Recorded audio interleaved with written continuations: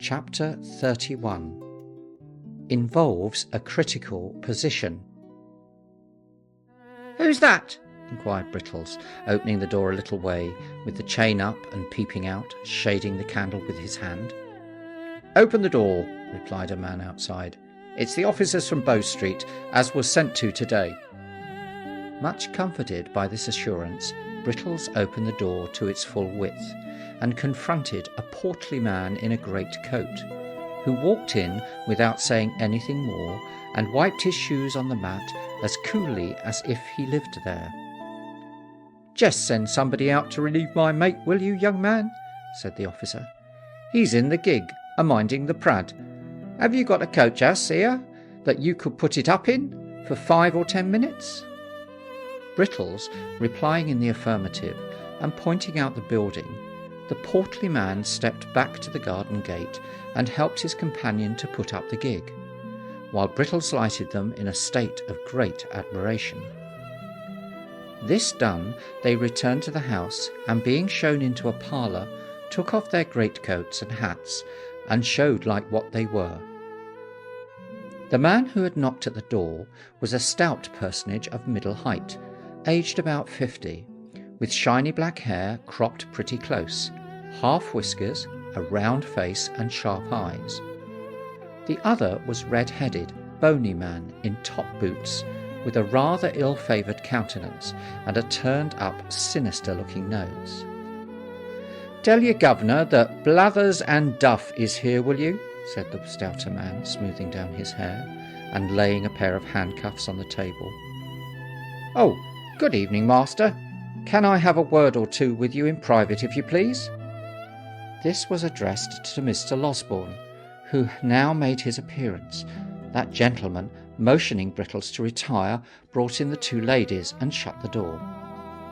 "This is the lady of the house," said Mr. Losborne, motioning towards Mrs. Maylie. Mr. Blathers made a bow. Being desired to sit down, he put his hat on the floor, and taking a chair, motioned to Duff to do the same. The latter gentleman, who did not appear quite so much accustomed to good society, or quite so much at ease in it, one of the two, seated himself after undergoing several muscular affectations of the limbs, and the head of his stick into his mouth with some embarrassment. "Now, with regard to this here robbery, master," said Blathers, "what are the circumstances?" Mr. Losborne, who appeared desirous of gaining time, recounted them at great length and with much circumlocution. Messrs. Blathers and Duff looked very knowing meanwhile, and occasionally exchanged a nod. "I can't say for certain till I see the work, of course," said Blathers, "but my opinion at once is, I don't mind committing myself to that extent, that this wasn't done by a yokel. Eh, Duff?" "Certainly not," replied Duff. "And translating the word yokel for the benefit of the ladies, I apprehend your meaning to be that this attempt was not made by a countryman," said Mr. Losborne with a smile. "That's it, master," replied Blathers. "This is all about the robbery, is it?" "All," replied the doctor. "Now what is this about this here boy that the servants are a-talking on?" said Blathers. "Nothing at all," replied the doctor. "One of the frightened servants chose to take it into his head that he was something to do with this attempt to break into the house. But it's nonsense, sheer absurdity." "Wery easy disposed of, if it is," remarked Duff. "What he says is quite correct," observed Blathers, nodding his head in a confirmatory way, and playing carelessly with the handcuffs, as if they were a pair of castanets. "Who is the boy? What account does he give of himself? Where did he come from? He didn't drop out of the clouds, did he, master?" "Of course not," replied the doctor, with a nervous glance at the 2 ladies. "I know his whole history, but we can talk about that presently. You would like first to see the place where the thieves made their attempt, I suppose?" "Certainly," rejoined Mr. Blathers. "We had better inspect the premises first, and examine the servants afterwards. That's the usual way of doing business." Lights were then procured, and Messrs. Blathers and Duff, attended by the native constable, Brittles, Giles, and everybody else in short, went into the little room at the end of the passage and looked out at the window, and afterwards went round by way of the lawn and looked in at the window, and after that had a candle handled out to inspect the shutter with, and after that a lantern to trace the footsteps with, and after that a pitchfork to poach the bushes with. This done, amidst the breathless interest of all beholders, they came in again, and Mr. Giles and Brittles were put through a melodramatic representation of their share in the previous night's adventure, which they performed some 6 times over, contradicting each other in not more than one important respect, the first time, and in not more than a dozen the last. This consummation being arrived at, Blathers and Duff cleared the room and held a long council together, compared with which, for secrecy and solemnity, a consultation of great doctors on the knottiest point of medicine would be mere child's play. Meanwhile, the doctor walked up and down the next room in a very uneasy state, and Mrs. Maylie and Rose looked on with anxious faces. "Upon my word," he said, making a halt after a great number of very rapid turns, "I hardly know what to do." "Surely," said Rose, "the poor child's story, faithfully repeated to these men, will be sufficient to exonerate him." "I doubt it, my dear young lady," said the doctor, shaking his head. "I don't think it would exonerate him, either with them or with legal functionaries of a higher grade. What is he, after all, they would say? A runaway. Judged by mere worldly considerations and probabilities, his story is a very doubtful one." "You believe it, surely?" interrupted Rose. "I believe it, strange as it is, and perhaps I may be an old fool for doing so," rejoined the doctor, "but I don't think it is exactly the tale for a practical police officer, nevertheless." "Why not?" demanded Rose. "Because, my pretty cross-examiner," replied the doctor, "because, viewed with their eyes, there are many ugly points about it. He can only prove the parts that look ill, and none of those that look well. Confound the fellows, they will have the why and the wherefore, and will take nothing for granted. On his own showing, you see, he has been the companion of thieves for some time past.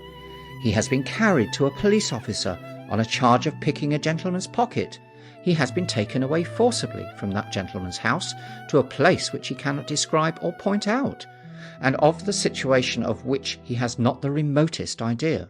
He is brought down to Chertsey by men who seem to have taken a violent fancy to him, whether he will or no, and is put through a window to rob a house, and then, just at the very moment when he is going to alarm the inmates, and so do the very thing that would set him all to rights, there rushes into the way a blundering dog of a half-bred butler, and shoots him, as if on purpose to prevent him doing any good for himself. Don't you see all this?" "I see it, of course," replied Rose, smiling at the doctor's impetuosity. "But still I do not see anything in it to criminate the poor child." "No," replied the doctor, "of course not. Bless the bright eyes of your sex. They never see, whether for good or bad, more than one side of any question, and that is always the one which first presents itself to them." Having given vent to this result of experience, the doctor put his hands into his pocket and walked up and down the room with even greater rapidity than before. "The more I think of it," said the doctor, "the more I see that it will occasion endless trouble and difficulty if we put these men in possession of the boy's real story. I am certain it will not be believed, and even if they do nothing to him in the end, still the dragging it forward and giving publicity all the doubts that will be cast upon it must interfere materially with your benevolent plan of rescuing him from misery." "Oh, what is to be done?" cried Rose. "Dear, dear, why did they send for these people?" "Why, indeed," exclaimed Mrs. Maylie. "I would not have had them here for the world." "All I know is," said Mr. Losberne at last, sitting down with a kind of desperate calmness, that we must try and carry it off with a bold face. The object is a good one, and that must be our excuse. The boy has strong symptoms of fever upon him, and is in no condition to be talked to any more. That's one comfort. We must make the best of it, and if bad be the best, it is no fault of ours. Come in." "Well, master," said Blathers, entering the room followed by his colleague and making the door fast before he said any more. "This wasn't a put-up thing." "And what the devil's a put-up thing?" demanded the doctor impatiently. "We shall call it put-up robbery, ladies," said Blathers, turning to them as if he pitied their ignorance but had a contempt for the doctor's, "when the servants is in it." "Nobody suspected them in this case," said Mrs. Maylie. "Very likely not, ma'am," replied Blathers, "but they might have been in it for all that. More likely on that very account," said Duff. "We find it was a town hand," said Blathers, continuing his report, "for the style of work is first rate." "Very pretty indeed it is," remarked Duff in an undertone. "There was 2 of 'em in it," continued Blathers, "and they had a boy with 'em. That's plain from the size of the window. That's all to be said at present. We'll see this lad that you've got upstairs at once, if you please." "Perhaps they will take something to drink first, Mrs. Maylie," said the doctor, his face brightening as if some new thought had occurred to him. "Oh, to be sure," exclaimed Rose eagerly. "You shall have it immediately, if you will." "Why, thank you, miss," said Blathers, drawing his coat sleeves across his mouth. "It's dry work, this sort of duty. Anything that's handy, miss. Don't put yourself out of the way on our accounts." "What shall it be?" asked the doctor, following the young lady to the sideboard. "A little drop of spirits, master, if it's all the same," replied Blathers. "It's a cold ride from London, ma'am, and I always finds that spirits comes home warmer to the feelings." This interesting communication was addressed to Mrs. Maylie, who received it very graciously. While it was being conveyed to her, the doctor slipped out of the room. "Ah," said Mr. Blathers, not holding his wine-glass by the stem, but grasping the bottom between his thumb and forefinger of his left hand, and placing it in front of his chest. "I have seen a good many places of business like this in my time, ladies." "That crack down the back of the lane at Edmonton, Blathers," said Mr. Dove, assisting his colleague's memory. "That was something in this way, wasn't it?" rejoined Mr. Blathers. "That was done by Conky Chickweed, that was." "You always gave that to him," replied Duff. "It was the family pet, I tell you. Conky hadn't any more to do with it than I had." "Get out," retorted Mr. Blathers. "I know better. Do you mind that time when Conky was robbed of his money, though? What a start that was. Better than any novel book I ever see." "What was that?" inquired Rose, anxious to encourage any symptoms of good humour in the unwelcome guests. "It was a robbery, miss, that hardly anybody would have been down upon," said Blathers. "This here Conky Chickweed—" "Conky means nosy, ma'am," interposed Duff. "Of course the lady knows that, doesn't she?" demanded Mr. Blathers. "Always interrupting you are, partner. This here Conky Chickweed, miss, kept a public house over Battlebridge way, and he had a cellar where a good many young lords went to see cockfighting and badger drawing and that, and a weary intellectual manner the sport was conducted in, for I've seen 'em often. He warn't one of the family at that time. The one night he was robbed of 327 guineas in a canvas bag. That was stole out of his bedroom in the dead of night by a tall man with a black patch over his eye, who had concealed himself under the bed, and after committing the robbery jumped slap out of the window, which was only a story high. He was very quick about it. But Conky was quick too, for he fired a blunderbuss after him and roused the neighbourhood. They set up a hue and cry directly, and when they came to look about 'em, found that Conky had hit the robber, for there were traces of blood all the way to some palings a good distance off, and there they lost 'em. However, he had made off with the blunt, and consequently the name of Mr. Chickweed, licensed whittler, appeared in the Gazette among the other bankrupts, and all manner of benefits and subscriptions, and I don't know what all, was got up for the poor man, who was in a very low state of mind about his loss, and went up and down the streets for 3 or 4 days, a-pulling his hair off in such a desperate manner that many people was afraid he might be going to make away with himself. One day he came up to the office, all in a hurry, and had a private interview with the magistrate, who, after a deal of talk, rings the bell and orders Jem Spires in. Jem was an active officer, and tells him to go and assist Mr. Chickweed in apprehending the man as robbed his house. "I see him, Spires," said Chickweed.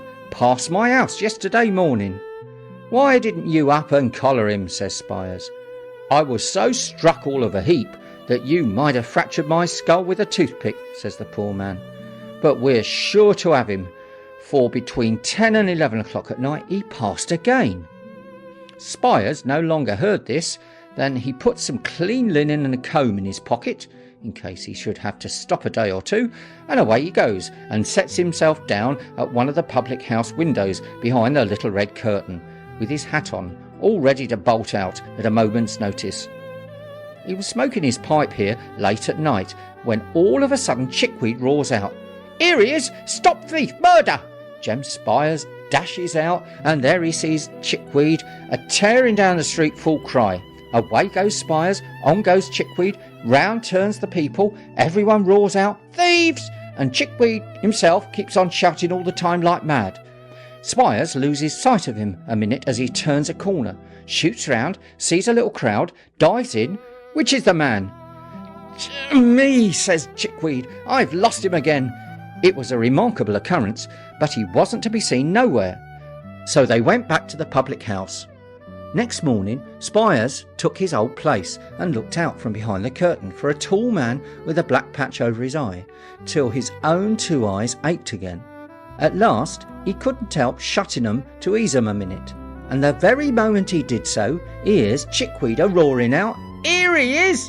Off he starts once more, with Chickweed halfway down the street ahead of him, and after twice as long a run as yesterday's one, the man's lost again. This was done once or twice more, till one half the neighbours gave out that Mr. Chickweed had been robbed by the devil, who was playing tricks with him afterwards, and the other half that poor Mr. Chickweed had gone mad with grief. "What did Jem Spires say?" inquired the doctor, who had returned to the room shortly after the commencement of the story. "Jem Spires," resumed the officer, "for a long time said nothing at all, and listened to everything without seeming to, which showed he understood his business. But one morning he walked into the bar, and taking out his snuff-book, says, 'Chickweed, I've found out who done this here robbery.' 'Have you?' said Chickweed. 'Oh, my dear Spires, only let me have vengeance, and I shall die contented. Oh, my dear Spires, where is the villain?' 'Come,' says Spires, offering him a pinch of snuff. 'None of that gammon. You did it yourself.' So he had, and a good bit of money he had made by it too, and nobody would ever have found it out if he hadn't been so precious anxious to keep up appearances," said Mr. Blathers, putting down his wine glass and clinking the handcuffs together. "Very curious indeed," observed the doctor. "Now, if you please, you can walk upstairs." "If you please, sir," returned Mr. Blathers. Closely following Mr. Losborne, the 2 officers ascended to Oliver's bedroom, Mr. Giles preceding the party with a lighted candle. Oliver had been dozing, but looked worse, and was more feverish than he had appeared yet. Being assisted by the doctor, he managed to sit up in bed for a minute or so, and looked at the strangers without at all understanding what was going forward, in fact, without seeming to recollect where he was or what had been passing. "This," said Mr. Losborne, speaking softly, but with great vehemence notwithstanding, "is the lad who, being accidentally wounded by a spring gun in some boyish trespass on Mr. What-you-call-him's grounds at the back here, comes to the house for assistance this morning, and is immediately laid hold of and maltreated by that ingenious gentleman with the candle in his hand, who had placed his life in considerable danger, as I can professionally certify." Messrs. Blathers and Duff looked at Mr. Giles, as he was thus recommended to their notice. The bewildered butler gazed from them towards Oliver, and from Oliver towards Mr. Losberne, with a most ludicrous mixture of fear and perplexity. "You don't mean to deny that, I suppose," said the doctor, laying Oliver gently down again. "It was all done for the best, sir," answered Giles. "I am sure I thought it was the boy, or I wouldn't have meddled with him. I am not of an inhuman disposition, sir." "Thought it was what boy?" inquired the senior officer. "The housekeeper's boy, sir," replied Giles. They certainly had a boy." "Well, do you think so now?" inquired Blathers. "Think what now?" replied Giles, looking vacantly at his questioner. "Think it's the same boy, stupid head," rejoined Blathers impatiently. I don't know. I really don't know," said Giles, with a rueful countenance. "I couldn't swear to him." "What do you think?" asked Mr. Blathers. "I don't know what to think," replied poor Giles. "I don't think it is the boy. Indeed, I'm almost certain that it isn't. You know it can't be." "Has this man been a-drinking, sir?" inquired Blathers, turning to the doctor. "What a precious muddle-headed chap you are," said Duff, addressing Mr. Giles with supreme contempt. Mr. Losberne had been feeling the patient's pulse during this short dialogue, but he now rose from the chair by the bedside and remarked that if the officers had any doubts upon the subject, they would perhaps like to step into the next room and have Brittles before them. Acting upon this suggestion, they adjourned to a neighbouring apartment, where Mr. Brittles, being called in, involved himself and his respected superior in such a wonderful maze of fresh contradictions and impossibilities as tended to throw no particular light on anything but the fact of his own strong mystification, except indeed his declarations that he shouldn't know the real boy if he were put before him that instant, that he had only taken Oliver to be he because Mr. Giles had said he was, and that Mr. Giles had, 5 minutes previously, admitted in the kitchen that he begun to be very much afraid that he had been a little too hasty. Among other ingenious surmises, the question was then raised whether Mr. Giles had really hit anybody, and upon examination of the fellow pistol to that which he had fired, it turned out to have no more destructive loading than gunpowder and brown paper, a discovery which made a considerable impression on everybody but the doctor, who had drawn the ball about 10 minutes before. Upon no one, however, did it make a greater impression than Mr. Giles himself, who, after labouring for some hours under the fear of having mortally wounded a fellow creature, eagerly caught at this new idea and favoured it to the utmost. Finally, the officers, without troubling themselves very much about Oliver, left the Chertsey constable in the house and took up their rest for that night in the town, promising to return the next morning. With the next morning there came a rumour that 2 men and a boy were in the cage at Kingston, who had been apprehended overnight under suspicious circumstances, and to Kingston Messrs. Blathers and Duff journeyed accordingly. The suspicious circumstances, however, resolving themselves on investigation into the one fact that they had been discovered sleeping under a haystack, which, although a great crime, is only punishable by imprisonment, and is, in the merciful eye of the English law and its comprehensive love of all the king's subjects, held to be no satisfactory proof, is the absence of all other evidence that the sleeper or sleepers have committed burglary accompanied with violence, and have therefore rendered themselves liable to the punishment of death. Messrs. Blathers and Duff came back again, as wise as they went. In short, after some more examination and a great deal more conversation, A neighbouring magistrate was readily induced to take the joint bail of Mrs. Maylie and Mr. Losberne for Oliver's appearance if he should ever be called upon, and Blathers and Duff, being rewarded with a couple of guineas, returned to town with divided opinions on the subject of their expedition.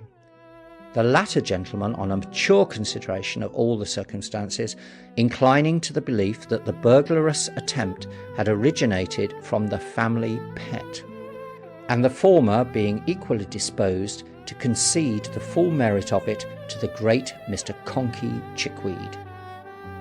Meanwhile, Oliver gradually throve and prospered under the united care of Mrs. Maylie, Rose, and the kind-hearted Mr. Losberne.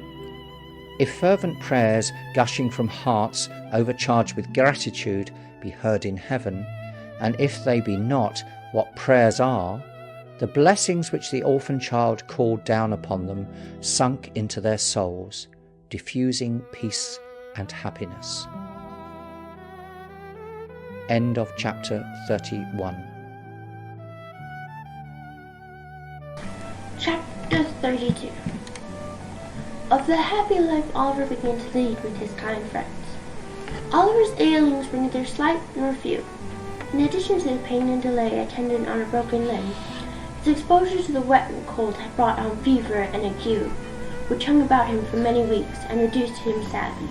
But at length he began by slow degrees to get better, to be able to say sometimes, in a few tearful words, how deeply he felt the goodness of the two sweet ladies, and how ardently he hoped when he grew strong and well again, he could do something to show his gratitude, only something which would let them see the love and duty with which his breast was full, something, however slight, which would prove to them that their gentle kindness had not been cast away, but that the poor boy whom their charity had rescued from misery or death was eager to serve them with his whole heart and soul.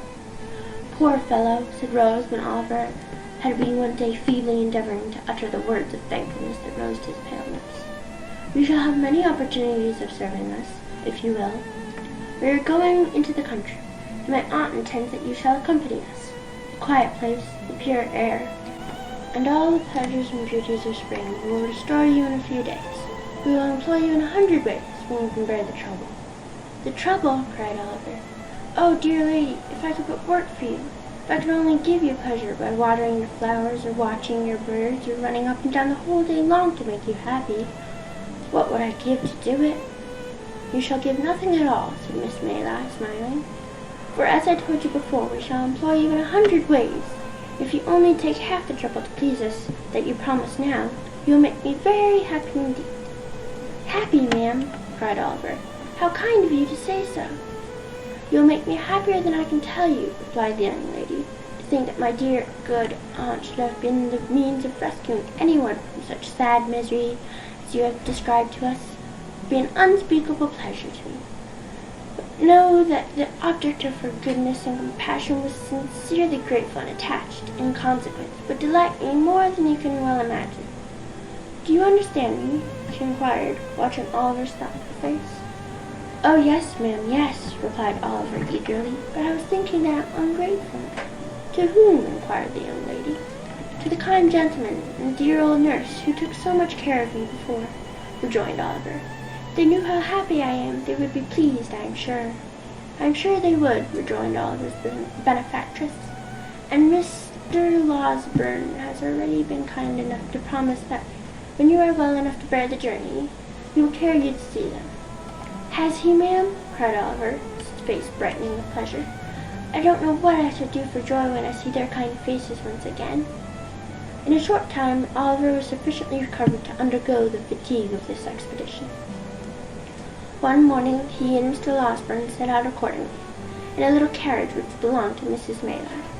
When they came to Chertsey Bridge, Oliver turned very pale, and uttered a loud exclamation. "What's the matter with the boy?" cried the doctor, as usual, all in a bustle. "Do you see anything, hear anything, feel anything, eh?" "That, sir," cried Oliver, pointing out of the carriage window. "That house!" "Yes, well, what of it? Stop, coachman, pull up here," cried the doctor. "What of that house, my man, eh?" "The thieves, the house they took me to," whispered Oliver. "The devil it is!" cried the doctor. "Hallo there, let me out." But before the coachman could dismount from his box, He had tumbled out of the coach by some means or other, and, running down to the deserted tenement, began kicking at the door like a madman. "Helloa," said a little ugly humpbacked man, opening the door so suddenly that the doctor, from the very impetus of his last kick, nearly fell forward into the passage. "What's the matter here?" "Matter!" exclaimed the other, collaring him without a moment's reflection. "A good deal. Robbery is the matter." "There'll be murder the matter, too," replied the humpbacked man coolly, "if you don't take your hands off. Do you hear me?" "I hear you," said the doctor, giving his captive a hearty shake.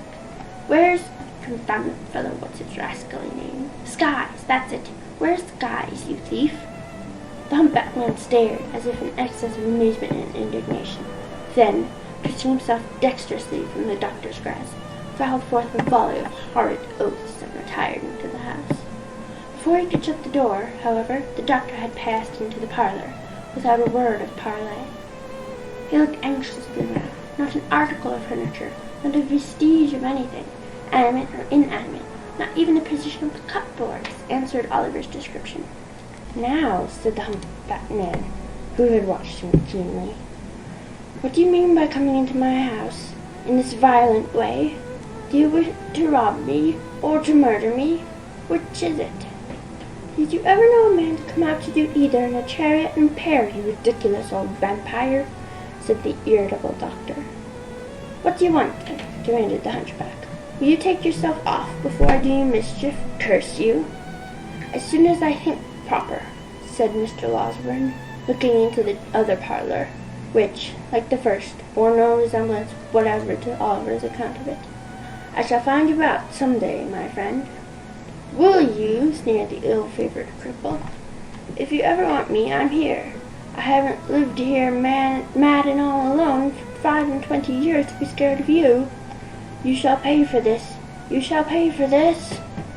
And so saying, the misshapen little demon set up a yell and danced upon the ground, as if wild with rage. "Stupid enough, this," muttered the doctor to himself. "The boy must have made a mistake. Here, put that in your pocket and shut yourself up again." With these words he flung the hunchback a piece of money and returned to the carriage. The man followed to the chariot door, uttering the wildest imprecations and curses all the way. But as Mr. Losberne turned to speak to the driver, he looked into the carriage and eyed Oliver for an instant with a glance so sharp and fierce, and at the same time so furious and vindictive, that, waking or sleeping, he could not forget it for months afterwards. He continued to utter the most fearful imprecations until the driver had resumed his seat, and when they were once more on their way, they could see him some distance behind, beating his feet upon the ground and tearing his hair, in transports of real or pretend rage. "I am an ass," said the doctor after a long silence. "Did you know that before, Oliver?" "No, sir." "Then don't forget it another time." "An ass," said the doctor again, after a further silence of some minutes. "Even if it had been the right place, and the right fellows had been there, what could I have done single-handed? And if I had had assistance, I see no good that I should have done, except leading to my own exposure and an unavoidable statement of the manner in which I have hushed up this business. That would have served me right, though. I'm always involving myself in some scrape or other by acting on impulse. It might have done me good." Now, the fact was that the excellent doctor had never acted upon anything but impulse all through his life. And it was no bad compliment to the nature of the impulses which governed him, that so far from being involved in any peculiar troubles or misfortunes, he had the warmest respect and esteem of all who knew him. The truth must be told, he was a little out of temper, for a minute or two, at being disappointed in procuring corroborative evidence of Oliver's story on the very first occasion on which he had a chance of obtaining it. He soon came round again, however, and finding that Oliver's replies to his questions were still as straightforward and consistent, and still delivered with as much apparent sincerity and truth as they ever had been, he made up his mind to attach full credence to them from that time forth. As Oliver knew the name of the street in which Mr. Brownlow resided, they were enabled to drive straight thither. When the coach turned into it, his heart beat so violently that he could scarcely draw his breath. "Now, my boy, which house is it?" inquired Mr. Losberne. That, replied Oliver, pointing eagerly out of the window. "The White House. Oh, make haste. Pray make haste. I feel as if I should die, it makes me tremble so." Come, said the good doctor, patting him on the shoulder. "You will see them directly, and they will be overjoyed to find you safe and well." "Oh, I hope so," cried Oliver. "You were so good to me, so very, very good to me." The coach rolled on. It stopped. No, that was the wrong house, the next door. It went on a few paces, and stopped again. Oliver looked up at the windows, with tears of happy expectation coursing down his face. Alas, the White House was empty, and there was a bill in the window, "To let." "Knock at the next door," cried Mr. Losberne, taking Oliver's arm in his. "What has become of Mr. Brownlow, who used to live in the adjoining house? Do you know?" The servant did not know, but would go and inquire. She presently returned and said that Mr. Brownlow had sold off his goods and gone to the West Indies 6 weeks before. Oliver clasped his hands and sank feebly backward. "Has his housekeeper gone too?" inquired Mr. Losberne after a moment's pause. "Yes, sir," replied the servant. "The old gentleman, the housekeeper, and a gentleman who was a friend of Mr. Brownlow's, all went together." "Then turn towards home again," said Mr. Losberne to the driver. "Don't stop to bait the horses till you get out of this confounded London." "The bookstall keeper, sir," said Oliver. "I know the way there. See him, pray, sir. Do see him." "My poor boy, this is disappointment enough for one day," said the doctor. "Quite enough for both of us. If we go to the bookstall keeper's, we shall certainly find that he is dead, or set his house on fire, or run away. No, home again straight." And in obedience to the doctor's impulse, home they went. This bitter disappointment caused Oliver much sorrow and grief, even in the midst of his happiness, for he had pleased himself, many times during his illness, with thinking of all that Mr. Brownlow and Mrs. Bedwin would say to him. And what delight it would be to tell them how many long days and nights he had passed in reflecting on what they had done for him, and in bewailing his cruel separation from them. The hope of eventually clearing himself with them, too, and explaining how he had been forced away, had buoyed him up and sustained him under many of his recent trials. And now, the idea that they should have gone so far, and carried with them the belief that he was an impostor and a robber, a belief which might remain uncontradicted to his dying day, was almost more than he could bear. The circumstance occasioned no alteration, however, in the behavior of his benefactors. After another fortnight, when the fine warm weather had fairly begun, and every tree and flower was putting forth its young leaves and rich blossoms, they made preparations for quitting the house at Chertsey for some months, sending the plate, which had so excited Fagin's cupidity, to the bankers, and leaving Giles and another servant in care of the house. They departed to a cottage at the same distance in the country, and took Oliver with them. Who can describe the pleasure and delight, the peace of mind and soft tranquillity the sickly boy felt in the balmy air, and among the green hills and rich woods of an inland village? Who can tell how scenes of peace and quietude sink into the minds of pain-worn dwellers in close and noisy places, and carry their own freshness deep in their jaded hearts? Men who have lived in crowded, pent-up streets through lives of toil, and who have never wished for change. Men to whom custom has indeed been second nature, and who have come almost to love each brick and stone that form the narrow boundaries of their daily walks.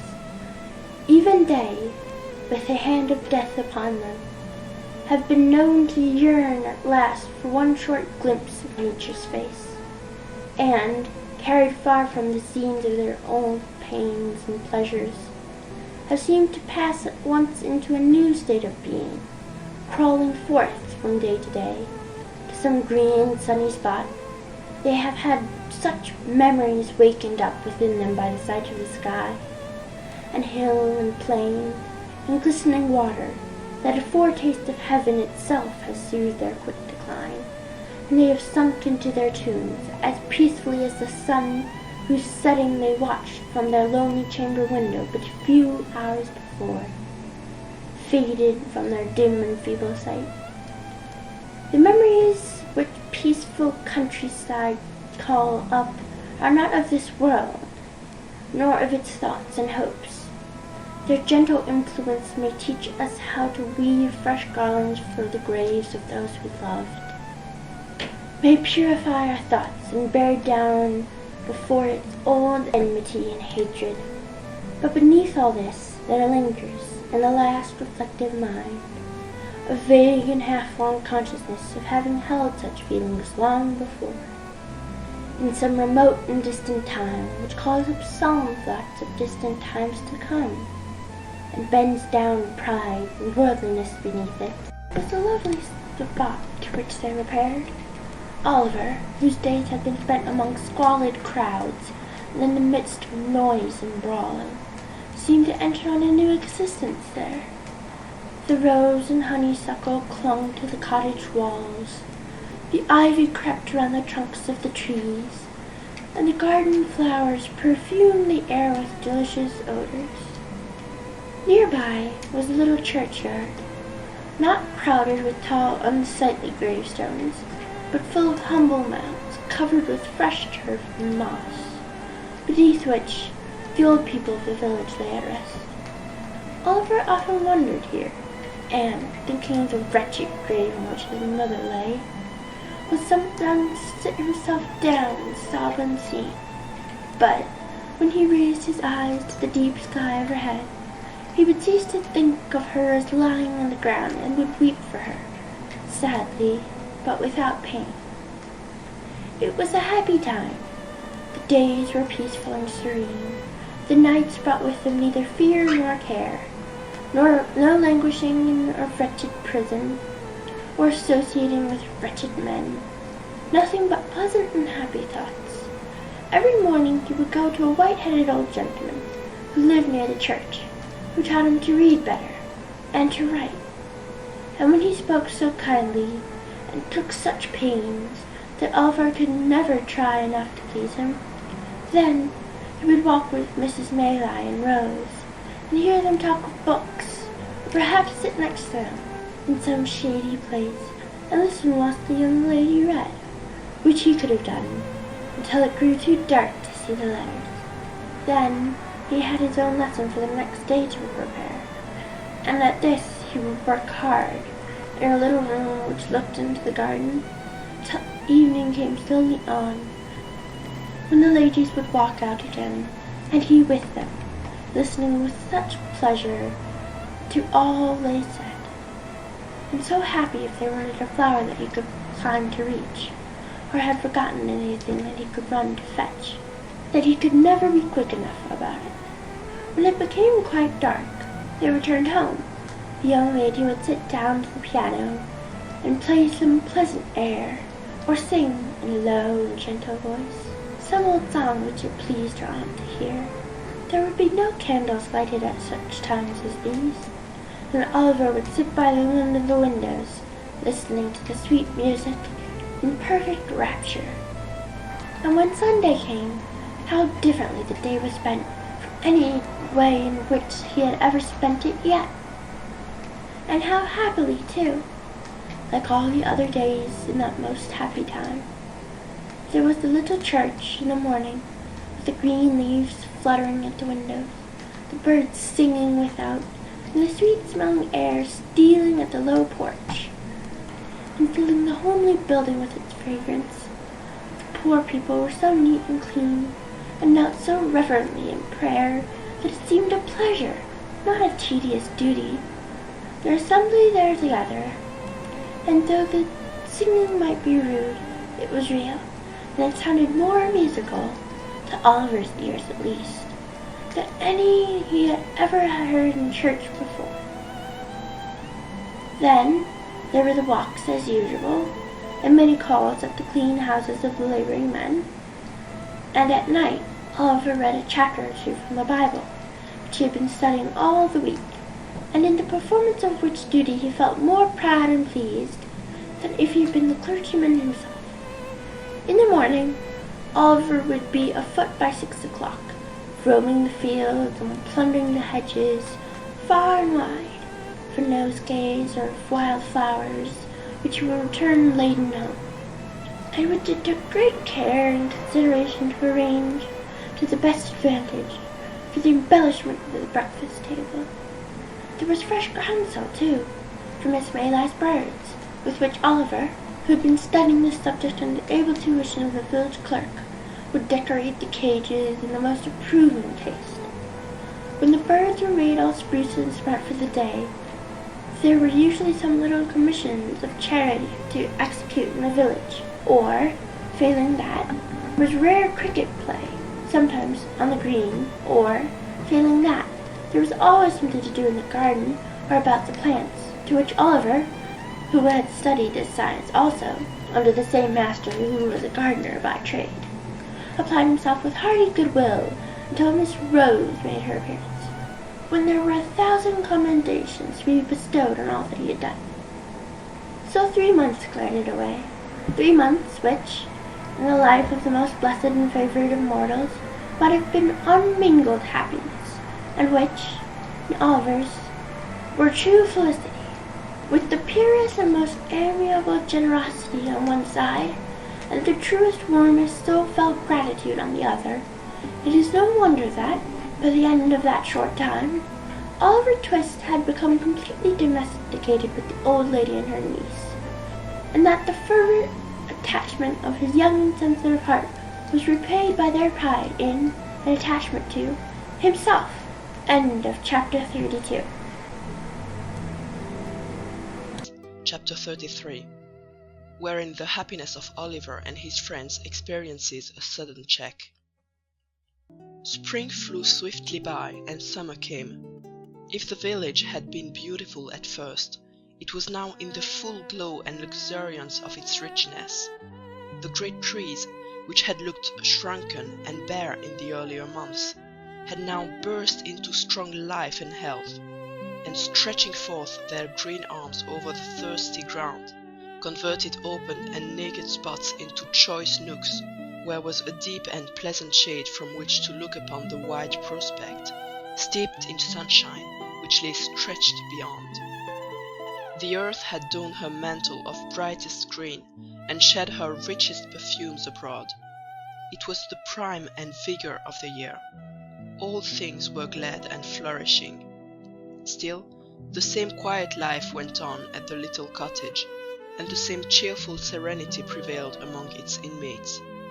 Oliver had long since grown stout and healthy, but health or sickness made no difference in his warm feelings of a great many people. He was still the same gentle, attached, affectionate creature that he had been when pain and suffering had wasted his strength, and when he was dependent for every slight attention and comfort on those who tended him. One beautiful night, when they had taken a longer walk than was customary with them, for the day had been unusually warm, and there was a brilliant moon, and a light wind had sprung up, which was unusually refreshing. Rose had been in high spirits too, and they had walked on in merry conversation until they had far exceeded their ordinary bounds. Mrs. Maylie being fatigued, they returned more slowly home. The young lady, merrily throwing off her simple bonnet, sat down to the piano as usual.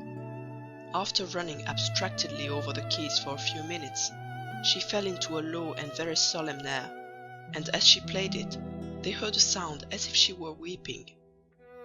"Rose, my dear," said the elder lady. Rose made no reply, but played a little quicker, as though the words had roused her from some painful thoughts. "Rose, my love, cried Mrs. Maylie, rising hastily and bending over her. "What is this? In tears! My dear child, what distresses you?" "Nothing, aunt, nothing," replied the young lady. "I don't know what it is. I can't describe it, but I feel—" "Not ill, my love?"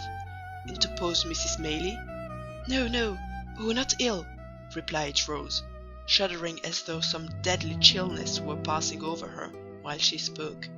"I shall be better presently. Close the window, pray." Oliver hastened to comply with her request. The young lady, making an effort to recover her cheerfulness, strove to play some livelier tune, but her fingers dropped powerless over the keys.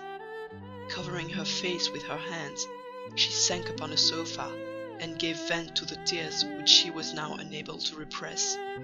"My child," said the elderly lady, folding her arms about her, "I never saw you so before." "I would not alarm you if I could avoid it," rejoined Rose, "but indeed I have tried very hard and cannot help this. I fear I am ill, aunt."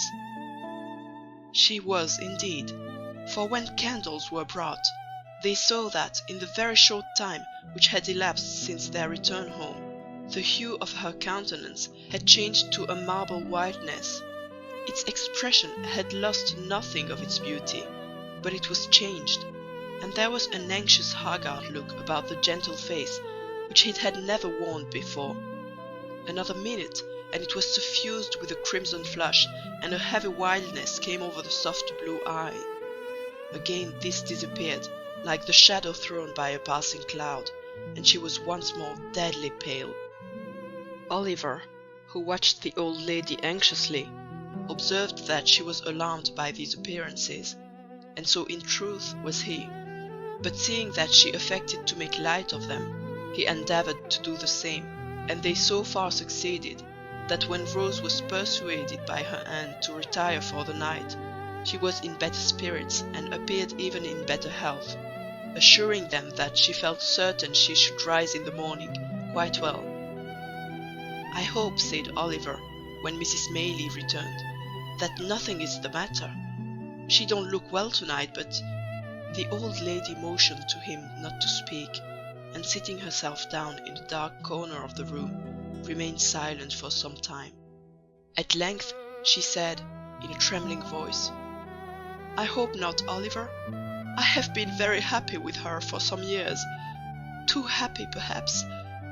It may be time that I should meet with some misfortune, but I hope it is not this." "What?" inquired Oliver. "The heavy blow," said the old lady, "of losing the dear girl who has so long been my comfort and happiness." "Oh, God forbid!" exclaimed Oliver hastily. "Amen to that, my child," said the old lady, wringing her hands. "Surely there is no danger of anything so dreadful," said Oliver. "2 hours ago she was quite well." "She is very ill now," rejoined Mrs. Maylie, "and will be worse, I am sure. My dear, dear Rose! Oh, what shall I do without her?" She gave way to such great grief that Oliver, suppressing his own emotion, ventured to remonstrate with her, and to beg earnestly that, for the sake of the dear young lady herself, she would be more calm. "And consider, ma'am," said Oliver, as the tears forced themselves into his eyes, despite of his efforts to the contrary. "Oh, consider how young and good she is, and what pleasure and comfort she gives to all about her. I am sure, certain, quite certain that, for your sake, who are so good yourself, and for her own, and for the sake of all she makes so happy, she will not die. Heaven will never let her die so young." "Hush," said Mrs. Maylie, laying her hand on Oliver's head. "You think like a child, poor boy, but you teach me my duty, notwithstanding. I had forgotten it for a moment, Oliver, but I hope I may be pardoned, for I am old and have seen enough of illness and death to know the agony of separation from the objects of our love. I have seen enough, too, to know that it is not always the youngest and best who are spared to those that love them, but this should give us comfort in our sorrow. For heaven is just, and such things teach us impressively that there is a brighter world than this, and that the passage to it is speedy. God's will be done. I love her, and he knows how well. Oliver was surprised to see that, as Miss Maylie said these words, she checked her lamentations as though by one effort, and drawing herself up as she spoke, became composed and firm. He was still more astonished to find that this firmness lasted, and that under all the care and watching which ensued, Mrs. Maylie was ever ready and collected, performing all the duties which had devolved upon her steadily, and to all external appearances even cheerfully. But he was young, and did not know what strong minds are capable of under trying circumstances. How should he, when their possessors so seldom know themselves? An anxious night ensued. When morning came, Mrs. Maylie's predictions were but too well verified. Rose was in the first stage of a high and dangerous fever. "We must be active, Oliver, and not give way to useless grief," said Mrs. Maylie, laying her finger on her lip as she looked steadily into his face. "This letter must be sent, with all possible expedition, to Mr. Losberne. It must be carried to the market town, which is not more than 4 miles off, by the footpath across the field, and thence dispatched by an express on horseback straight to Chertsey. The people at the inn will undertake to do this, and I can trust to you to see it done, I know." Oliver could make no reply, but looked his anxiety to be gone at once. "Here is another letter," said Mrs. Maylie, pausing to reflect. "But whether to send it now, or wait until I see how Rose goes on, I scarcely know. I would not forward it unless I feared the worst." "Is it for Chertsey too, ma'am?" inquired Oliver, impatient to execute his commission, and holding out his trembling hand for the letter. "No," replied the old lady, giving it to him mechanically.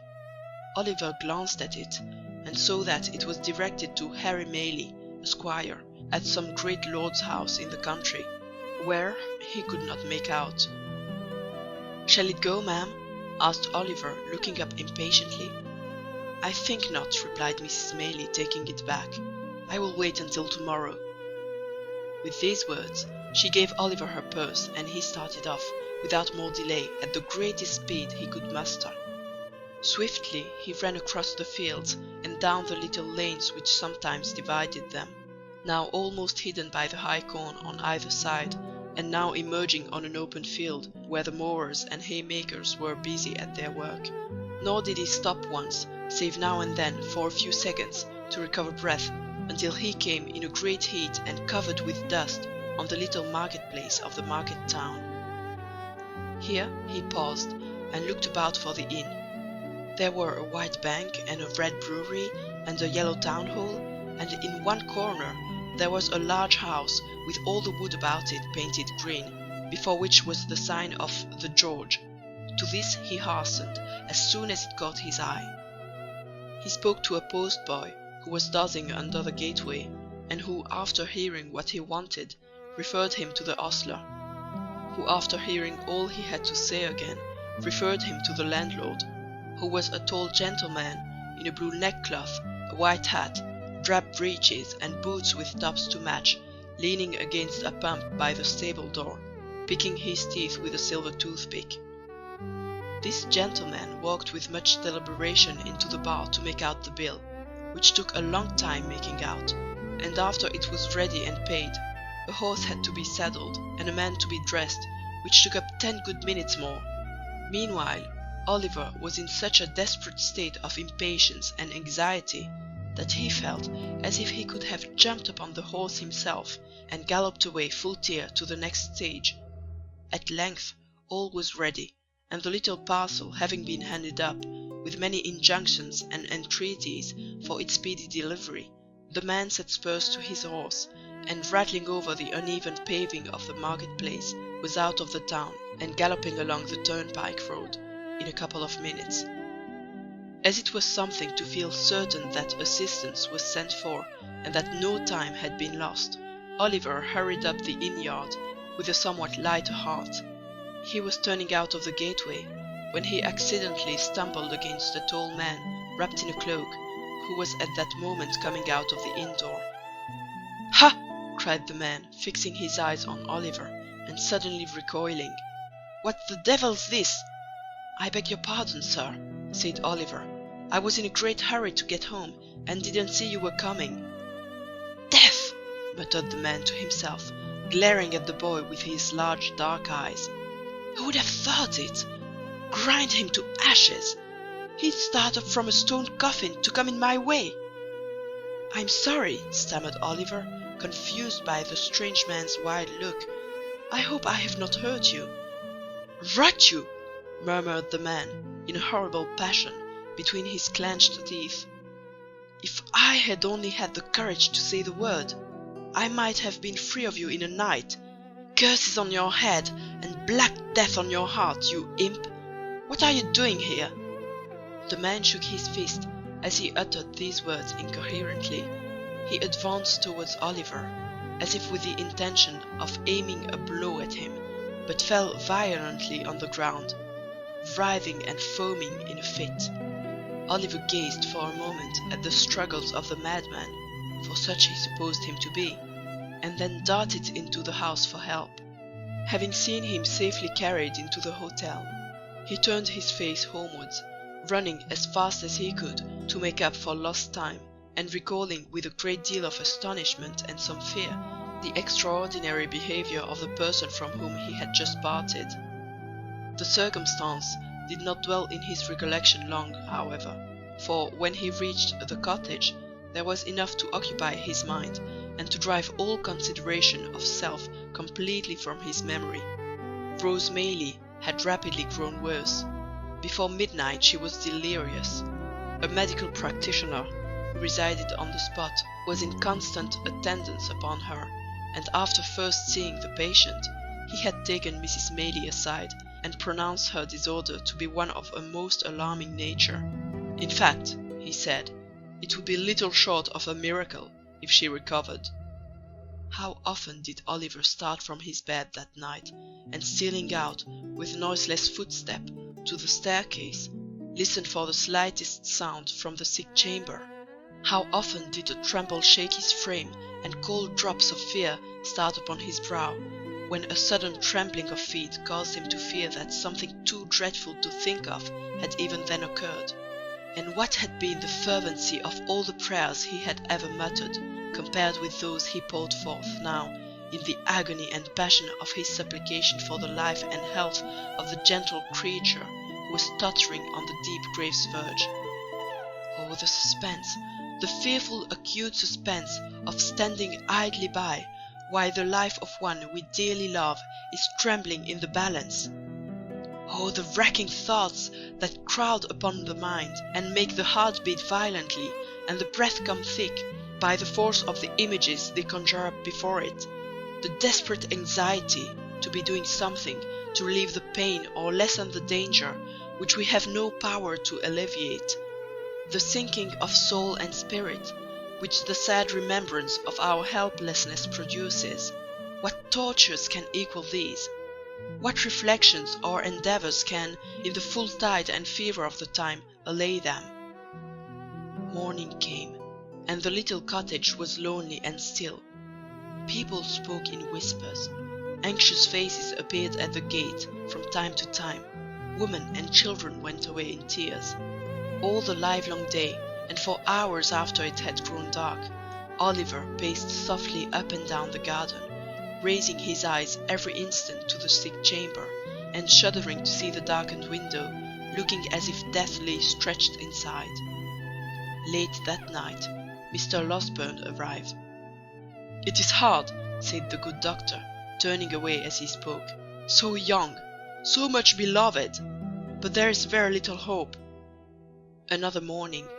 The sun shone brightly as if it looked upon no misery or care, and with every leaf and flower in full bloom about her, with life and health and sounds and sights of joy surrounding her on every side, the fair young creature lay, wasting fast. Oliver crept away to the old churchyard, and sitting down on one of the green mounds, wept and prayed for her in silence.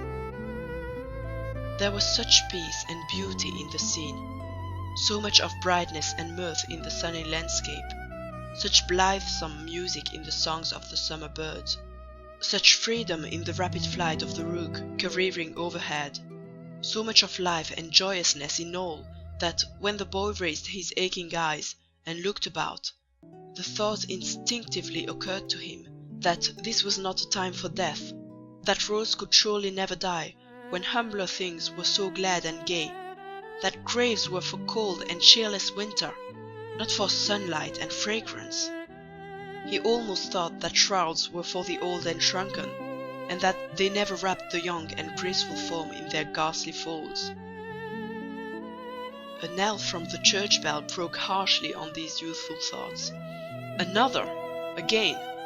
It was tolling for the funeral service.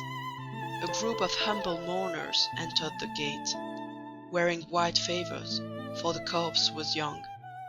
They stood uncovered by a grave, and there was a mother once, among the weeping train. But the sun shone brightly, and the birds sang on. Oliver turned homeward, thinking on the many kindnesses he had received from the young lady, and wishing that the time could come again, that he might never cease showing her how grateful and attached he was. He had no cause for self-reproach on the score of neglect or want of thought, for he had been devoted to her service, and yet 100 little occasions rose up before him, on which he fancied he might have been more zealous and more earnest, and wished he had been. We need be careful how we deal with those about us, when every death carries to some small circle of survivors thoughts of so much omitted and so little done, of so many things forgotten, and so many more which might have been repaired. There is no remorse so deep as that which is unavailing. If we would be spared its tortures, let us remember this in time. When he reached home, Mrs. Maylie was sitting in the little parlour. Oliver's heart sank at sight of her, for she had never left the bedside of her niece, and he trembled to think what change could have driven her away. He learnt that she had fallen into a deep sleep, from which she would awaken either to recover and live, or to bid them farewell and die. They sat, listening, and afraid to speak for hours. The untasted meal was removed, with looks which showed that their thoughts were elsewhere. They watched the sun as he sank lower and lower, and at length cast over sky and earth those brilliant hues which herald his departure. Their quick ears caught the sound of an approaching footstep. They both involuntarily darted to the door as Mr. Losberne entered. "What of Rose?" cried the old lady. "Tell me at once! I can't bear it! Anything but suspense! Oh, tell me, in the name of heaven!" "You must compose yourself," said the doctor, supporting her. "Be calm, my dear ma'am, pray." "Let me go, in God's name! My dear child! She's dead! She's dying!" "No!" cried the doctor passionately. "As He is good and merciful, she will live to bless us all for years to come." The lady fell upon her knees and tried to fold her hands together, but the energy which had supported her so long fled up to heaven with her first thanksgiving, and she sank into the friendly arms which were extended to receive her. End of chapter 33.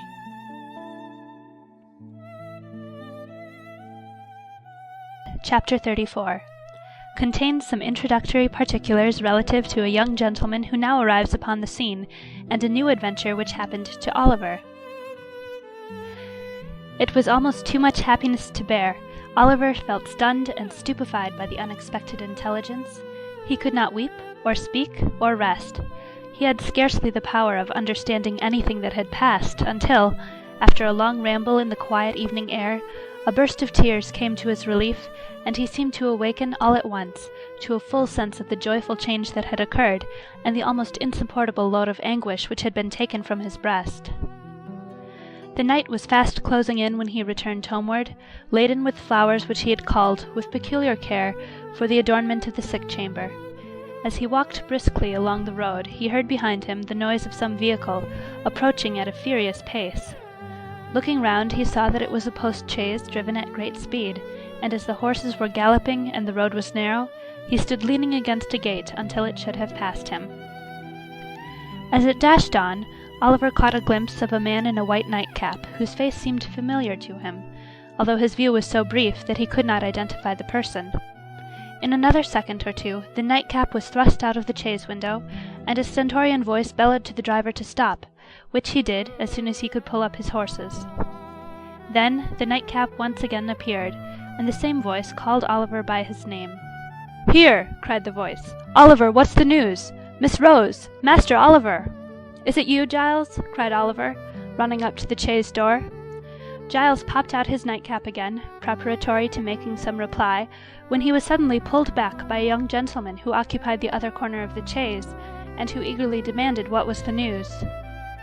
"In a word," cried the gentleman, "better or worse?" "Better, much better," replied Oliver, hastily. "Thank heaven!" exclaimed the gentleman. "You are sure?" "Quite, sir," replied Oliver. "The change took place only a few hours ago, and Mr. Losberne says that all danger is at an end." The gentleman said not another word, but, opening the chaise door, leaped out, and taking Oliver hurriedly by the arm, led him aside. "You are quite certain? There is no possibility of any mistake on your part, my boy, is there?" demanded the gentleman, in a tremulous voice. "Do not deceive me by awakening hopes that are not to be fulfilled." "I would not for the world, sir," replied Oliver. "Indeed, you may believe me. Mr. Losberne's words were that she would live to bless us all for many years to come. I heard him say so." The tears stood in Oliver's eyes as he recalled the scene which was the beginning of so much happiness, and the gentleman turned his face away and remained silent for some minutes. Oliver thought he heard him sob, more than once, but he feared to interrupt him by any fresh remark, for he could well guess what his feelings were, and so stood apart, feigning to be occupied with his nosegay.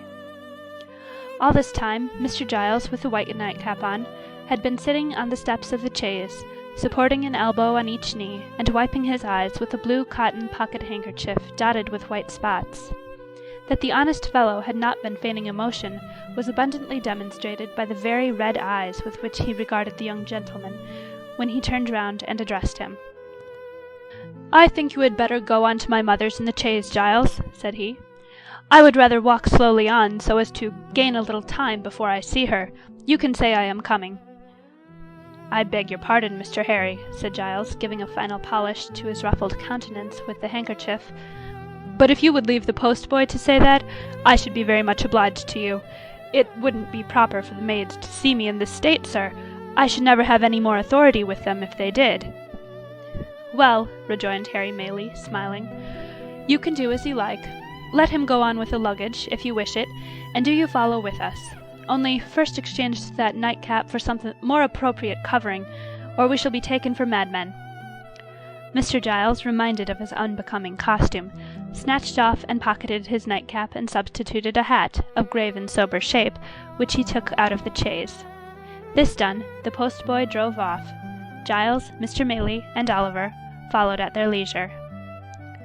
As they walked along, Oliver glanced from time to time with much interest and curiosity at the newcomer. He seemed about 25 years of age, and was of the middle height. His countenance was frank and handsome, and his demeanour easy and prepossessing. Notwithstanding the difference between youth and age, he bore so strong a likeness to the old lady that Oliver would have had no great difficulty in imagining their relationship, if he had not already spoken of her as his mother. Mrs. Maylie was anxiously waiting to receive her son when he reached the cottage. The meeting did not take place without great emotion on both sides. "Mother," whispered the young man, "why did you not write before?" "I did," replied Mrs. Maylie, "but, on reflection, I determined to keep back the letter until I had heard Mr. Losberne's opinion." "But why?" said the young man. "Why run the chance of that occurring which so nearly happened? If Rose had— I cannot utter that word now. If this illness had terminated differently, how could you have forgiven yourself? How could I ever have known happiness again?" "If that had been the case, Harry," said Mrs. Maylie, "I fear your happiness would have been effectually blighted, and that your arrival here, a day sooner, or a day later, would have been of very, very little import." "And who can wonder if it be so, mother?" rejoined the young man. Or why should I say if? It is. It is. You know it, mother. You must know it. I know that she deserves the best and purest love the heart of man can offer, said Mrs. Maylie. I know that the devotion and affection of her nature require no ordinary return, but one that shall be deep and lasting. If I did not feel this, and know, besides, that a changed behavior in one she loved would break her heart, I should not feel my task so difficult of performance, or have to encounter so many struggles in my own bosom, when I take what seems to me to be the strict line of duty. This is unkind, mother, said Harry. Do you still suppose that I am a boy ignorant of my own mind, and mistaking the impulses of my own soul? I think, my dear son, returned Mrs. Maylie, laying her hand upon his shoulder, that youth has many generous impulses which do not last, and that among them are some which, being gratified, become only the more fleeting. Above all, I think, said the lady, fixing her eyes on her son's face, that if an enthusiastic, ardent, and ambitious man marry a wife on whose name there is a stain, which, though it originate in no fault of hers, may be visited by cold and sordid people upon her, and upon his children also, and in exact proportion to his success in the world be cast in his teeth, and made the subject of sneers against him, he may, no matter how generous and good his nature, one day repent of the connection he reformed in early life, and she may have the pain of knowing that he does so. Mother, said the young man, impatiently, he would be a selfish brute, unworthy alike of the name of man and of the woman you describe, who acted thus. You think so now, Harry, replied his mother. And ever will, said the young man. The mental agony I have suffered during the last 2 days brings from me the avowal to you of a passion which, as you well know, is not one of yesterday, nor one I have lightly formed. On Rose, sweet, gentle girl, my heart is set, as firmly as ever heart of man was set on woman. I have no thought, no view, no hope in life beyond her. And if you oppose me in this great stake, you take my peace and happiness in your hands, and cast them to the wind. Mother, think better of this, and of me, and do not disregard the happiness of which you seem to think so little. Harry, said Mrs. Maylie, it is because I think so much of warm and sensitive hearts that I would spare them from being wounded. But we have said enough, and more than enough on this matter just now. Let it rest with Rose, then, interposed Harry. You will not press these overstrained opinions of yours so far as to throw any obstacle in my way. I will not, rejoined Mrs. Maylie. But I would have you consider. I have considered, was the impatient reply. Mother, I have considered years and years. I have considered ever since I have been capable of serious reflection. My feelings remain unchanged, as they ever will, and why should I suffer the pain of a delay in giving them vent, which can be productive of no earthly good? No, before I leave this place, Rose shall hear me. She shall, said Mrs. Maylie. There is something in your manner which would almost imply that she will hear me coldly, mother, said the young man. Not coldly, rejoined the old lady.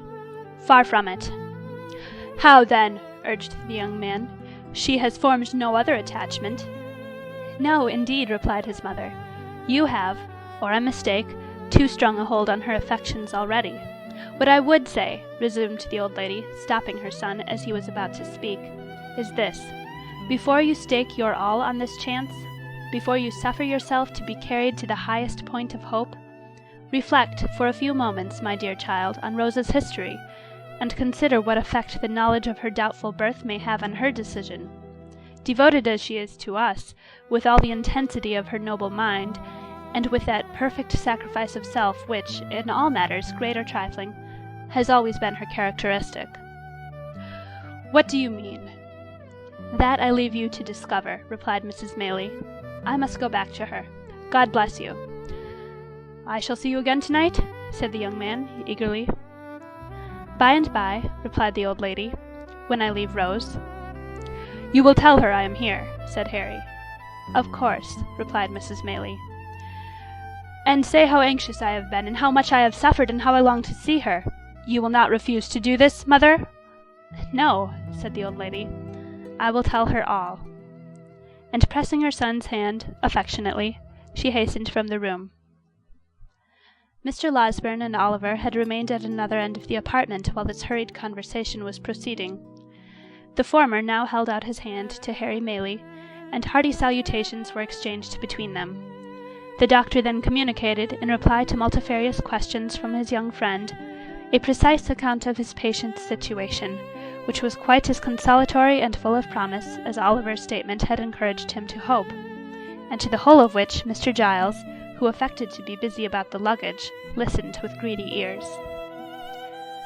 "Have you shot anything particular lately, Giles?" inquired the doctor, when he had concluded. "Nothing particular, sir," replied Mr. Giles, colouring up to the eyes. "Nor catching any thieves, nor identifying any housebreakers?" said the doctor. "None at all, sir," replied Mr. Giles, with much gravity. "Well," said the doctor, "I am sorry to hear it, because you do that sort of thing admirably. Pray, how is Brittles?"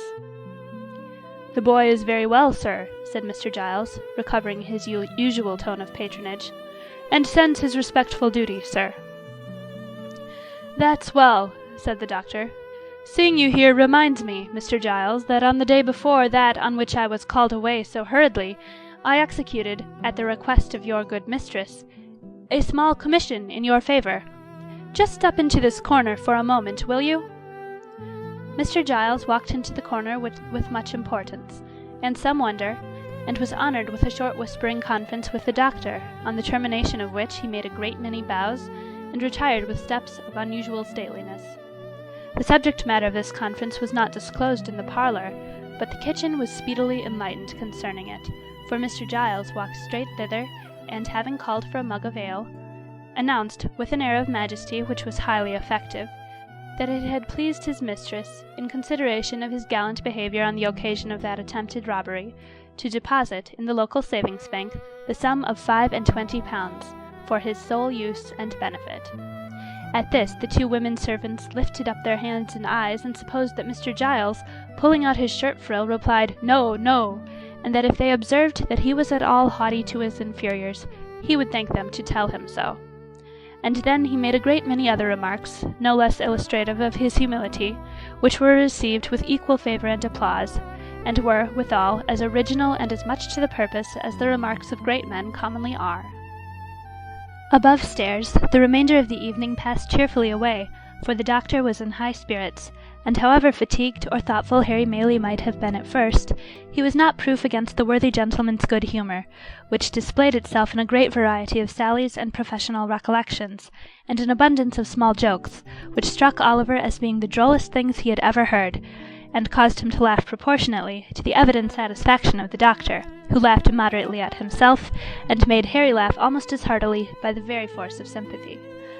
So they were as pleasant a party as, under the circumstances, they could well have been, and it was late before they retired, with light and thankful hearts, to take that rest of which, after the doubt and suspense they had recently undergone, they stood much in need. Oliver rose next morning in better heart, and went about his usual occupations with more hope and pleasure than he had known for many days. The birds were once more hung out to sing in their old places, and the sweetest wildflowers that could be found were once more gathered to gladden Rose with their beauty. The melancholy which had seemed to the sad eyes of the anxious boy to hang, for days past, over every object, beautiful as all were, was dispelled by magic.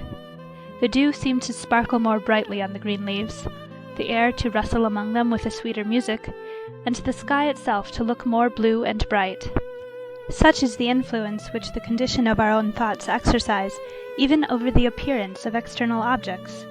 Men who look on nature and their fellow men, and cry that all is dark and gloomy, are in the right. But the sombre colours are reflections from their own jaundiced eyes and hearts. The real hues are delicate, and need a clearer vision. It is worthy of remark, and Oliver did not fail to note it at the time, that his morning expeditions were no longer made alone.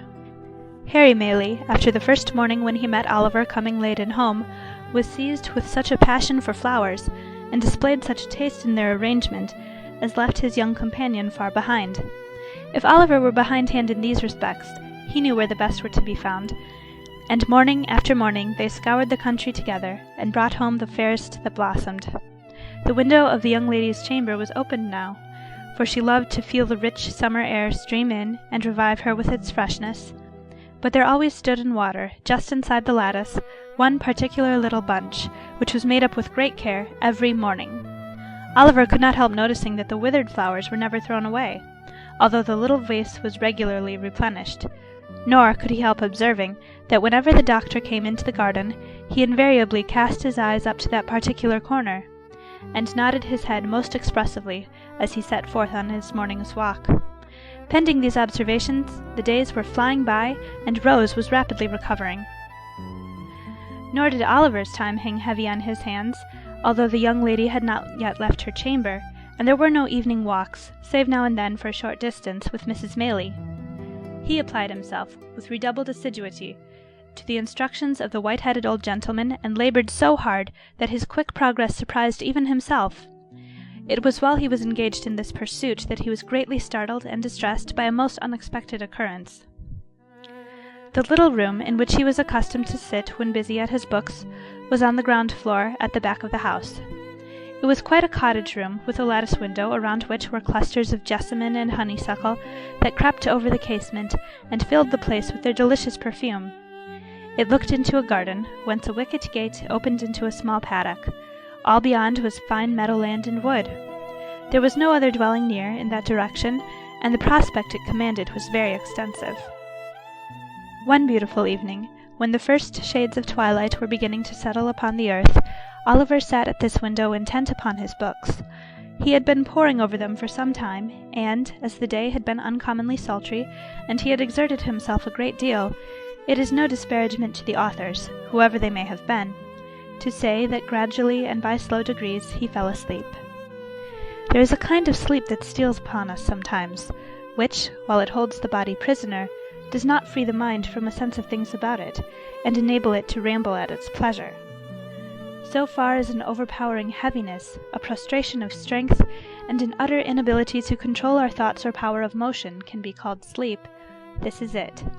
And yet we have a consciousness of all that is going on about us, and if we dream at such a time, words which are really spoken, or sounds which really exist at the moment, accommodate themselves with surprising readiness to our visions, until reality and imagination become so strangely blended that it is afterwards almost matter of impossibility to separate the two.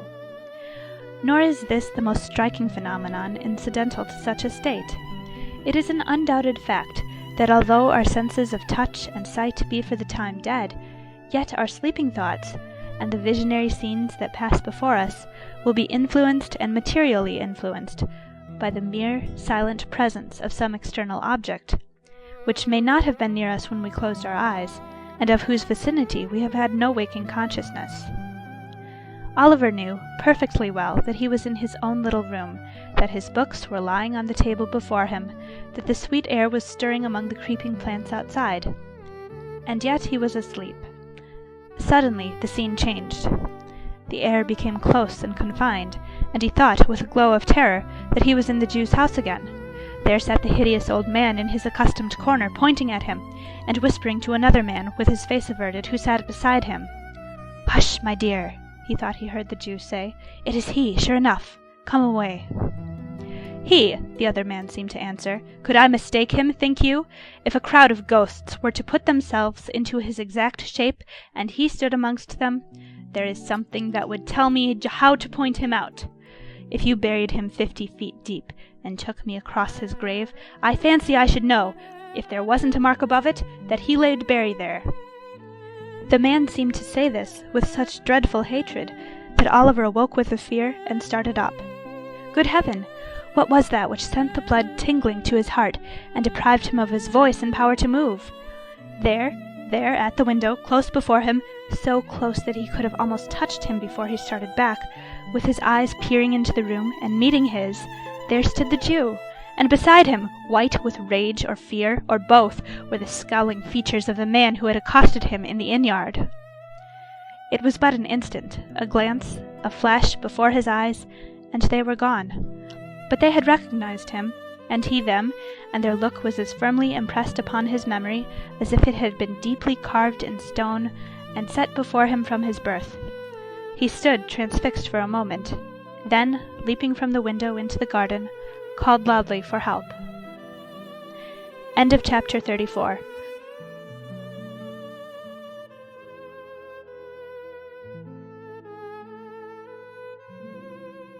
Chapter 35.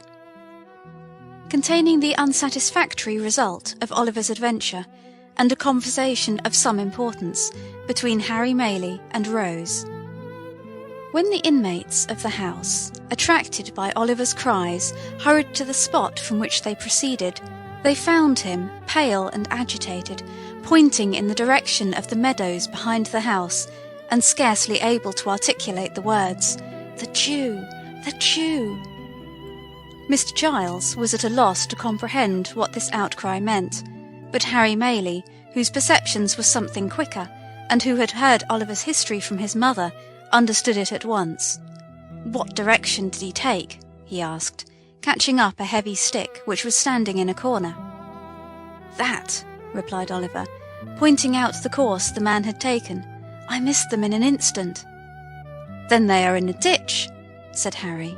"Follow, and keep as near me as you can." So saying, he sprang over the hedge and darted off with a speed which rendered it matter of exceeding difficulty for the others to keep near him.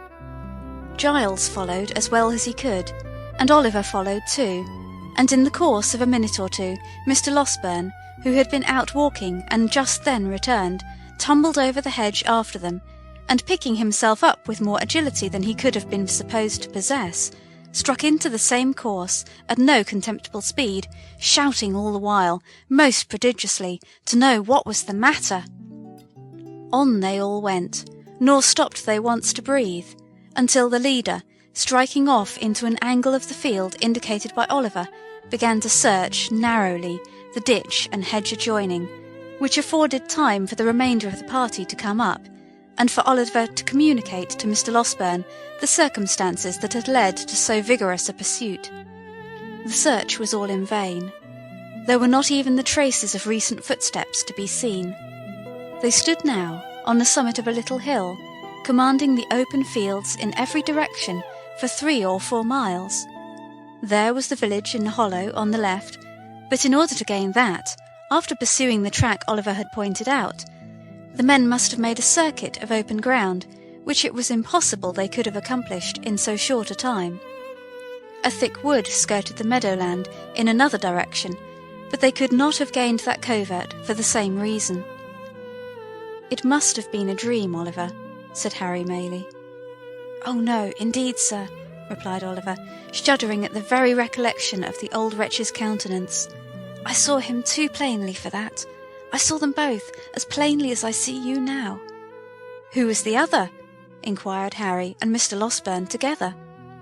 "The very same man I told you of, who came so suddenly upon me at the inn," said Oliver.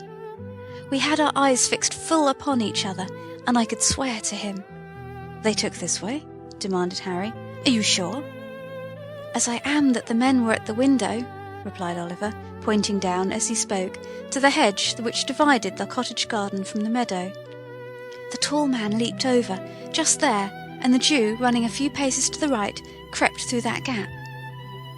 The 2 gentlemen watched Oliver's earnest face as he spoke, and looking from him to each other, seemed to feel satisfied of the accuracy of what he said. Still, in no direction were there any appearances of the trampling of men in hurried flight. The grass was long, but it was trodden down nowhere, save where their own feet had crushed it. The sides and brinks of the ditches were of damp clay, but in no one place could they discern the print of men's shoes, or the slightest mark which would indicate that any feet had pressed the ground for hours before. "This is strange," said Harry. "Strange?" echoed the doctor. "Blathers and Duff themselves could make nothing of it." Notwithstanding the evidently useless nature of their search, they did not desist until the coming on of night rendered its further prosecution hopeless, and even then they gave it up with reluctance. Giles was dispatched to the different alehouses in the village, furnished with the best description Oliver could give of the appearance and dress of the strangers. Of these, the Jew was, at all events, sufficiently remarkable to be remembered, supposing he had been seen drinking or loitering about. But Giles returned without any intelligence calculated to dispel or lessen the mystery. On the next day, fresh search was made, and the inquiries renewed, but with no better success. On the day following, Oliver and Mr. Maylie repaired to the market town, in the hope of seeing or hearing something of the men there, but this effort was equally fruitless. After a few days, the affair began to be forgotten, as most affairs are, when wonder, having no fresh food to support it, dies away of itself. Meanwhile, Rose was rapidly recovering. She had left her room, was able to go out, and mixing once more with the family, carried joy into the hearts of all. But, although this happy change had a visible effect on the little circle, and although cheerful voices and merry laughter were once more heard in a cottage, there was at times an unwonted restraint upon some there, even upon Rose herself, which Oliver could not fail to remark. Mrs. Maylie and her son were often closeted together for a long time, and more than once Rose appeared with traces of tears upon her face. After Mr. Losberne had fixed a day for his departure to Chertsey, these symptoms increased, and it became evident that something was in progress which affected the peace of the young lady, and of somebody else besides. At length, one morning, when Rose was alone in the breakfast parlour, Harry Maylie entered, and with some hesitation begged permission to speak with her for a few moments. A very few will suffice, Rose," said the young man, drawing his chair towards her. "What I have to say has already presented itself to your mind. The most cherished hopes of my heart are not unknown to you, though from my lips you have not heard them stated." Rose had been very pale from the moment of his entrance, but that might have been the effect of her recent illness. She merely bowed, and bending over some plants that stood near, waited in silence for him to proceed. I ought to have left here before," said Harry. "You should, indeed," replied Rose. "Forgive me for saying so, but I wish you had." "I was brought here by the most dreadful and agonizing of all apprehensions," said the young man, "the fear of losing the one dear being on whom my every wish and hope are fixed. You had been dying, trembling between earth and heaven. We know that when the young, the beautiful, and good are visited with sickness, their pure spirits insensibly turn towards their bright home of lasting rest. We know, heaven help us, that the best and fairest of our kind too often fade in blooming." There were tears in the eyes of the gentle girl, as these words were spoken, and when one fell upon the flower over which she bent, and glistened brightly in its cup, making it more beautiful, it seemed as though the outpouring of her fresh young heart claimed kindred naturally with the loveliest things in nature. "A creature," continued the young man passionately, "a creature as fair and innocent of guile as one of God's own angels, fluttered between life and death. Oh, who could hope, when the distant world to which she was akin half opened to her view, that she would return to the sorrow and calamity of this? Rose, Rose, to know that you are passing away like some soft shadow, which a light from above casts upon the earth, to have no hope that you would be spared to those who linger here, hardly to know a reason why you should be, to feel that you belonged to that bright sphere, whither so many of the fairest and best have winged their early flight, and yet to pray, amid all these consolations, that you might be restored to those who loved you. These were distractions almost too great to bear. They were mine, by day and night, and with them came such a rushing torrent of fears, and apprehensions, and selfish regrets, lest you should die, and never know how devotedly I loved you, as almost bore down sense and reason in its course. You recovered. Day by day, and almost hour by hour, some drop of health came back, and mingling with the spent and feeble stream of life which circulated languidly within you, swelled it again to a high and rushing tide. I have watched you change, almost from death to life, with eyes that turned blind with their eagerness and deep affection. Do not tell me that you wish I had lost this, for it has softened my heart to all mankind. I did not mean that, said Rose, weeping. I only wish you had left here, that you might have turned to high and noble pursuits again, to pursuits well worthy of you. There is no pursuit more worthy of me, more worthy of the highest nature that exists, than the struggle to win such a heart as yours, said the young man, taking her hand. Rose, my own dear Rose, for years I have loved you, hoping to win my way to fame, and then come proudly home and tell you it had been pursued only for you to share, thinking, in my daydreams, how I would remind you in that happy moment of the many silent tokens I had given of a boy's attachment, and claim your hand as in redemption of some old mute contract that had been sealed between us. That time has not arrived, but here, with not fame won, and no young vision realized, I offer you the heart so long your own, and stake my all upon the words with which you greet the offer. Your behaviour has ever been kind and noble, said Rose, mastering the emotions by which she was agitated. As you believe that I am not insensible or ungrateful, so hear my answer. It is that I may endeavour to deserve you. It is, dear Rose?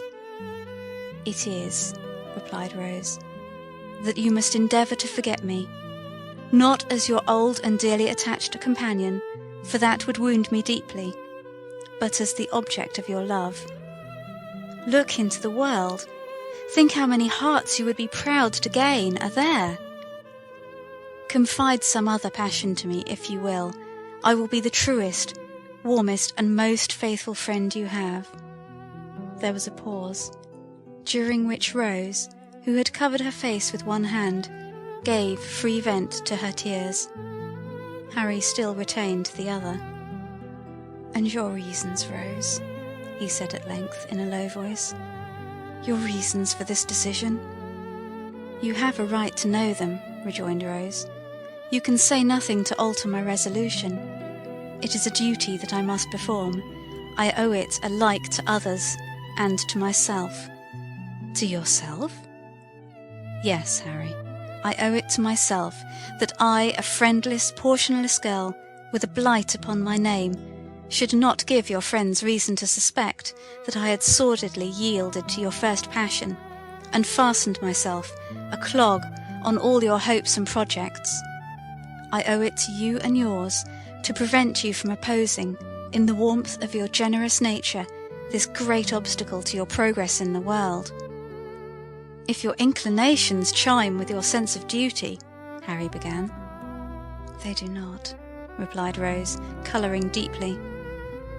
Then you return my love, said Harry. Say but that, dear Rose, say but that, and soften the bitterness of this hard disappointment. If I could have done so, without doing heavy wrong to him I loved, rejoined Rose, I could have received this declaration very differently, said Harry. Do not conceal that from me, at least, Rose. I could, said Rose. Stay, she added, disengaging her hand. Why should we prolong this painful interview? Most painful to me, and yet productive of lasting happiness notwithstanding, for it will be happiness to know that I once held the high place in your regard which I now occupy, and every triumph you achieve in life will animate me with new fortitude and firmness. Farewell, Harry.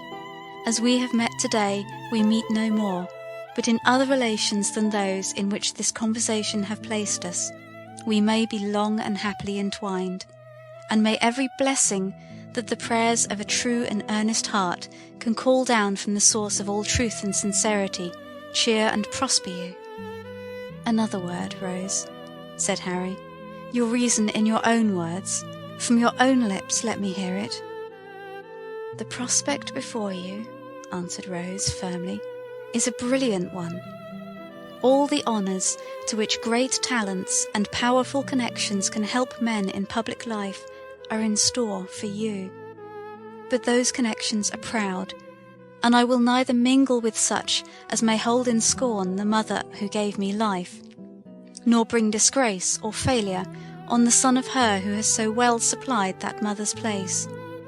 In a word, said the young lady, turning away, as her temporary firmness forsook her, there is a stain upon my name, which the world visits on innocent heads. I will carry it into no blood but my own, and the reproach shall rest alone on me. One word more, Rose, dearest Rose, one more, cried Harry, throwing himself before her. If I had been less fortunate, the world would call it, if some obscure and peaceful life had been my destiny, if I had been poor, sick, helpless, would you have turned from me then? Or is my probable advancement to riches and honour given this scruple birth? Do not press me to reply, answered Rose. The question does not arise, and never will. It is unfair, almost unkind, to urge it. If your answer be what I almost dare to hope it is, retorted Harry, it will shed a gleam of happiness upon my lonely way, and light the path before me. It is not an idle thing to do so much, by the utterance of a few brief words, for one who loves you beyond all else. Oh, Rose, in the name of my ardent and enduring attachment, in the name of all I have suffered for you, and all you doom me to undergo, answer me this one question. Then, if your lot had been differently cast, rejoined Rose, if you had been even little, but not so far above me, if I could have been a help and comfort to you in any humble scene of peace and retirement, and not a blot and drawback in ambitious and distinguished crowds, I should have been spared this trial. I have every reason to be happy, very happy now. But then, Harry, I own I should have been happier. Busy recollections of old hopes, cherished as a girl long ago, crowded into the mind of Rose while making this avowal, but they brought tears with them, as old hopes will when they come back withered, and they relieved her. I cannot help this weakness, and it makes my purpose stronger, said Rose, extending her hand. I must leave you now, indeed. I ask one promise, said Harry. Once, and only once more, say within a year, but it may be much sooner, I may speak to you again on this subject, for the last time. Not to press me to alter my right determination, replied Rose, with a melancholy smile. It will be useless. No, said Harry, to hear you repeat it, if you will, finally repeat it. I will lay at your feet whatever of station of fortune I may possess, and if you still adhere to your present resolution, will not seek, by word or act, to change it. Then let it be so, rejoined Rose. It is but one pang the more, and by that time I may be enabled to bear it better. She extended her hand again, but the young man caught her to his bosom, and imprinting one kiss on her beautiful forehead, hurried from the room. End of chapter 35.